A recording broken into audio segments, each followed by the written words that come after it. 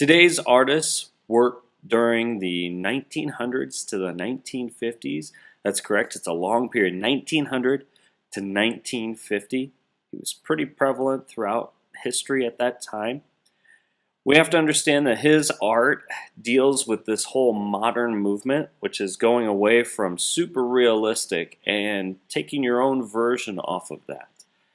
And what we see here, obviously, if we had to look at this and ask ourselves, what is the most prominent element in this piece? If you think about the elements, like Captain Scott from Valley, Texas sing, we have line, shape, space, form, value, texture, or color.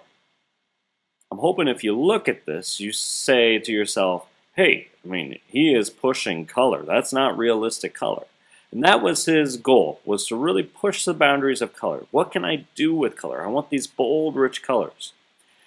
At first, when he came out with these paintings, these critics looked at his pieces and were like, oh my gosh, this is so wild, this is so crazy. All these bold colors, it's like a wild beast painted this. And they actually deemed his art wild beast, a style in French, which don't write that down quite yet. I'll show you what exactly his style is here in a few minutes. But he was labeled as this wild beast type of painting. And he kind of embraced it. He took these colors and really pushed the boundaries of colors. What exactly should be this color or that color? If we look here, normally we don't see a ton of green in a person's face, normally. But he has yellows and greens in there. Normally at that time period we didn't see a lot of people with blue hair at all almost, but he wanted to paint a person with blue hair. And so he's really pushing the boundaries of what should be what color, how bold should those colors be, and making a really more interesting and more creative art piece.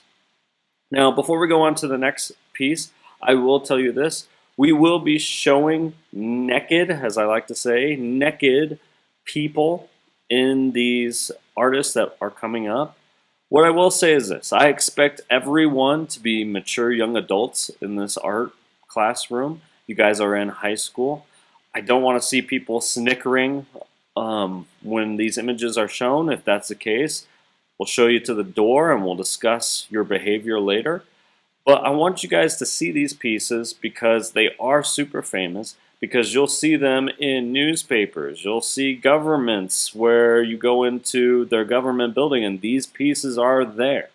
So they are in public view. My rule is this: I will never show you anything that I wouldn't show my own daughter if I had a daughter.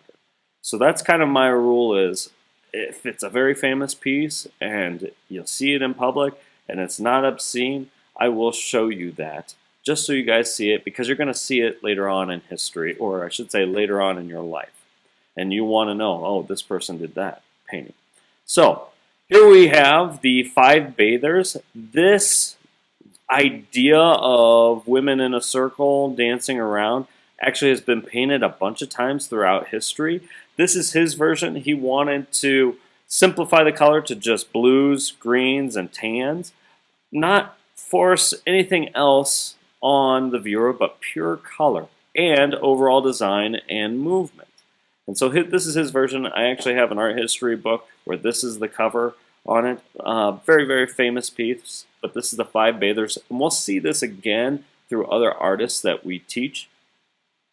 What happened to him was he got cancer. I can't remember what type of cancer, but it basically left him bedridden. He was stuck in bed, barely able to move.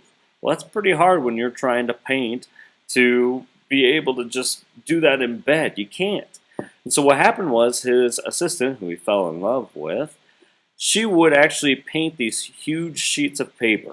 And he would have a stick with a piece of chalk on it, and he would draw these shapes on the piece of paper. And his assistant would cut these shapes out, and he would instruct her how to place them on the piece of paper. So what you're looking at is basically cutouts, and they're pasted down, and it was all his idea of what exactly is going on here. But he loved this fact later on in life because it really forces you to see the color. I mean, it's just white and the color and the bold shapes. And so he really wanted to push those elements. Here, again, we're not sure if the line on the right is a reed or if it signifies the edge of water, but it leaves the viewer to kind of question what exactly is going on, what is where, what are they doing. His name, Henri Matisse. Henri Matisse. And that's Henry with an I, Henri Matisse. His style is fauvism, fauvism, which means wild beast. And that's what I want you to write in the most important information, is that his style, or I should say fauvism, means wild beast. That's what you should write in the most important information. Fauvism means wild beast, wild beast. He is French, again, 1900s to 1950s, if you haven't gotten the years there. But Henri Matisse, Fauvism, wild beast. Here is the image I'm going to show you. How I like to remember it is, this lady looks like she's holding a basket, but I like to think of it as this huge rock. And she just starts beating her head like this, boom, boom, boom, boom. And all of a sudden, her teeth fall out. If you look there on the left, there's her teeth that are falling out of her mouth. And she looks down and sees her teeth and she goes, "My teeth! My teeth!" And so whenever you say this, you get your lips in there because you don't have any teeth, and you go, "Henri Matisse, my teeth."